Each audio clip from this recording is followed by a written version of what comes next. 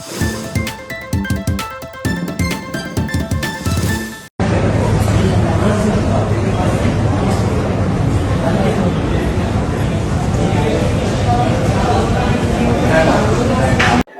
কি রহমত, আজকে দেশনেত্রী বেগম খালেদা জিয়া শুধু বিএনপির নেত্রী নয়, সারা পৃথিবীতে বিশ্ব নেতারা ওনার সুস্থতা কামনা করে বিবৃতি দিয়েছেন। এমনকি যারা তাকে জেলে নেওয়ার পেছনে দৃঢ় ভূমিকা পালন করেছেন সেই সকল রাষ্ট্র নেতারাও আজকে বাধ্য হয়েছেন। কেন?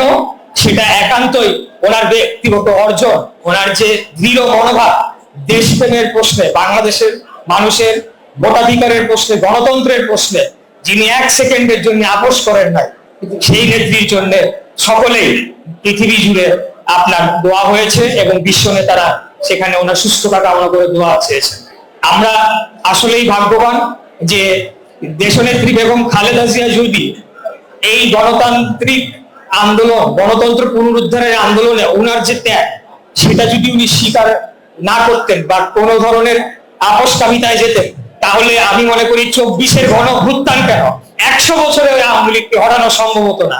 এই আন্দোলনের পাটাতন রচনা করে গিয়েছেন, আমাদেরকে রাজনৈতিকভাবে, আদর্শগতভাবে লড়াই করার জন্য উদ্বুদ্ধ করে গিয়েছিলেন দেশনেত্রী বেগম খালেদা জিয়া, যেটি পরবর্তীতে ওনার পুত্র দেশনায়ক জনাব তারেক রহমানের নেতৃত্বে আমরা সফল করেছি।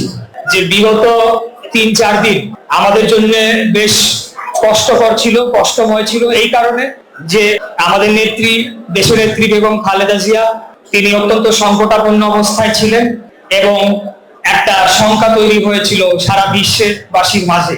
আলহামদুলিল্লাহ উনি এখন, একটু আগে যে খবরটি পেলাম আমরা, আগামীকাল সম্ভবত উনি লন্ডনে আরো উন্নত চিকিৎসার জন্য যাত্রা করবেন এবং আমরা সবাই মহান আল্লাহ তাআলার কাছে দোয়া করি যাতে উনি পরিপূর্ণভাবে সুস্থ হয়ে আমাদের মাঝে ফেরত আসেন। মহান আল্লাহ তাআলা যাতে ওনাকে দীর্ঘায়ু করে। দেশনেত্রী বেগম খালেদা জিয়া সম্পর্কে বলতে গেলে আসলে অনেক কথা বলতে হবে, তাই আমি অনেক কথা না বলে আমার কয়েকটা ক্ষুদ্র অনুভূতির কথা বলছি।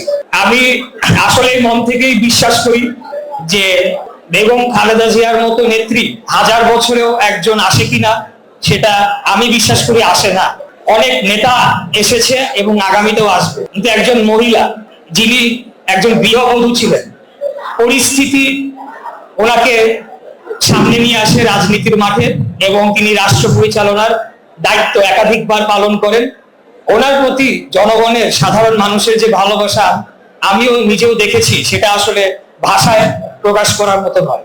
ওনার যে দেশপ্রেম এবং সাহসিকতার যে এক অনন্য পরিচয় উনি রেখে গেলেন, সেই কারাগারে, পুরানো ঢাকার যে জেলখানায় উনি ছিলেন, এখানে আপনাদের অনেকেই ওই জেলে একাধিকবার দীর্ঘ সময় থেকেছেন, আপনারা জানেন কি কষ্টকর। আমিও জেলে থেকেছি, কিন্তু পুরনো জেলে থাকা হয় নাই, কিন্তু জেল জীবন কি কষ্টকর হতে পারে আমার কিছুটা হলেও ধারণা রয়েছে। তো একজন 76 বছর বয়সী নারী, যিনি লিভার সিরোসিস সহ অনেকগুলো জটিল রোগে আক্রান্ত, সেই অবস্থায় ওনাকে জেলে নিয়ে যাওয়া হলো। 1 সেকেন্ডের জন্য কিন্তু উনি আপোষ করেন নাই। ওনাকে বারে বারে তখন সরকারের পক্ষ থেকে বা তৎকালীন ফ্যাসিবাদী সরকারের পক্ষ থেকেও বলা হয়েছিল যে উনি যদি নির্বাচনের বিষয়ে অংশগ্রহণের সম্মতি দেন অথবা একটা আপোষে যান, তাহলে বিরোধী দলীয় নেত্রী হতে পারবেন, ওনার মামলা উঠে যাবে, উনি আরো উন্নত চিকিৎসার জন্য সাধারণ জীবনযাপন করতে পারবেন। কিন্তু বাংলাদেশের জনগণকে যেমন তিনি 1 সেকেন্ডের জন্য ছেড়ে চলে যান নাই, একইভাবে তিনি বাংলাদেশের স্বাধীনতা, সার্বভৌমত্ব, জনগণের অধিকারের জন্য 1 সেকেন্ডের জন্য তিনি আপোষ করেন নাই। তিনি জানতেন না, অনিশ্চিত ভাবে তাকে যখন জেলে কারাবন্দী করে রাখা হয়েছিল। তো এটা আমি মনে করি যে বেগম খালেদা জিয়াকে নিয়ে ভবিষ্যতে অনেক গবেষণা হবে, অনেক পড়াশোনা, অনেক রিসার্চ হবে। এরকম একজন নেত্রী আমরা পেয়েছি। আমি আসলেই বিশ্বাস করি যে দেশনেত্রী বেগম খালেদা জিয়া অতীতের যে কোনো, আমি বলবো যে আমাদের জীবদ্দশা, আমাদের জেনারেশন যারা রয়েছে, এরকম একজন নেত্রীকে যে আমরা দেখে যেতে পারছি। এবং উনি গ্রেফতার হওয়ার পর মাঝে মধ্যে, হয়তো আপনাদের মধ্যেও এটা হয়েছে, অনেক সময় আমরা দুঃস্বপ্ন দেখেছি যার হয়তো ওনাকে দেখতে পাবো না, উনি হয়তো আর জেল থেকে বের হবে না, হাসিনা নামের যে ভূত এটা আমাদের ঘাট থেকে যাবে না। তো সেই সময়টা খুব কষ্ট হতো। প্রিয় অতিথিবৃন্দ, আর বক্তব্য দীর্ঘ করবো না। আমাদের এখন চাওয়া পাওয়া একটাই, আমাদের নেত্রী যাতে পরিপূর্ণভাবে সুস্থ হয়ে বাংলাদেশে ফেরত আসেন এবং আমাদেরকে আবারও নেতৃত্ব দিয়ে বাংলাদেশ যাতে মাথা উঁচু করে দাঁড়াতে পারে সেই রকম একটি রাষ্ট্র করার ভিত্তি তিনি করে দিয়ে যেতে পারেন, সেই আশাবাদ ব্যক্ত করে আমার বক্তব্য শেষ করছি। খোদা হাফেজ। বাংলাদেশ জিন্দাবাদ, বাংলাদেশ জাতীয়তাবাদী দল জিন্দাবাদ, শহীদ রাষ্ট্রপতি জিয়াউর রহমান হক, দেশনেত্রী বেগম খালেদা জিয়া দীর্ঘজীবী হন, দীর্ঘজীবী হন, দীর্ঘজীবী হন। বেগম খালেদা জিয়া বিএনপির চেয়ারপারসন, আল্লাহ দীর্ঘদিন পর্যন্ত অসুস্থ অবস্থায় আছে। আল্লাহ কি কারণে অসুস্থ হয়েছেন তুমি ভালো করে জানো। রব্বুলকে জালেম অত্যাচারী শাসক আল্লাহ 6টি বছর বিনা দোষে জেলখানায় বন্দি করে রেখেছে। সুস্থ ভাবে আল্লাহ আমার কথা বলার তৌফিক দাও। লা ইলাহা ইল্লাল্লাহু মুহাম্মাদুর রাসূলুল্লাহ। রাজধানীর এভারকেয়ার হাসপাতালের নিকটস্থ দুটি মাঠে হেলিকপ্টার কি করে? ব্যাপারটা সাধারণ মানুষের কাছে প্রশ্ন, সংশয়, সন্দেহ। এই সন্দেহটা আরও তোলপাড় হয়েছে যখন ডক্টর ইউনূস খোদ তার ভেরিফাইড পেজে তিনি একটি পোস্ট ছেড়েছেন যে হেলিকপ্টার নিয়ে কেউ অপপ্রচার করবেন না, বিভ্রান্ত ছড়াবেন না। মূলত বিশেষ নিরাপত্তা বাহিনী SSF এর প্রোটোকল অনুযায়ী 4 ডিসেম্বর দুপুর 12টা থেকে বিকাল 4টা পর্যন্ত রাজধানীর এভারকেয়ার হাসপাতালের নিকটস্থ দুটি মাঠে সেনাবাহিনী এবং বিমান বাহিনী পরীক্ষামূলকভাবে হেলিকপ্টার অবতরণ এবং উড্ডয়নের কর্মসূচি পালন করছে। তো ব্যাপারটা তো অবাক করা কথা, তাই না?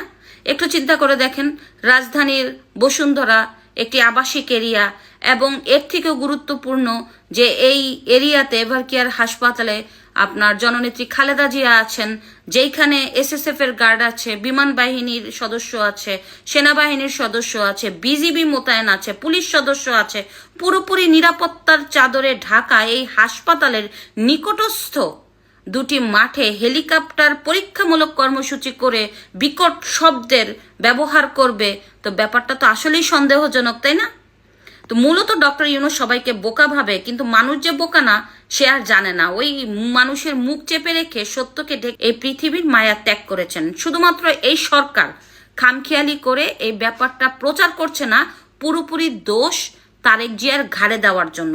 কারণ তারা বলবে তারেক জিয়া আসার জন্য আমরা এই ব্যাপারটা গণমাধ্যমে প্রকাশ করি নাই, এখন তারেক জিয়া আসেনি, আমরা বাধ্য হয়েছি তার মৃত্যুর খবরটা প্রকাশ পাওয়ার জন্য, যাতে তারেক জিয়া আরো মানুষের রোষানলে পড়ে এবং মানুষ তাকে আরো ঘৃণা করে যে মায়ের শেষ সময় কেন সে আসলো না। এই -1 2 ফর্মুলার অনেক থিওরি, অনেক প্ল্যান ডক্টর ইউনূস করে রাখছে, মানে তাই সে একে একে বাস্তবায়ন করবে। এটাই হচ্ছে বাস্তব কথা। দেখা যাক শেষ পর্যন্ত কি হয়। তবে তারেক জিয়া আসবে না, আমার এটা ওপিনিয়ন। তারেক জিয়া এই ডক্টর ইউনূসের মিষ্টি মিষ্টি কথার ফাঁদে পড়বে না। ধন্যবাদ।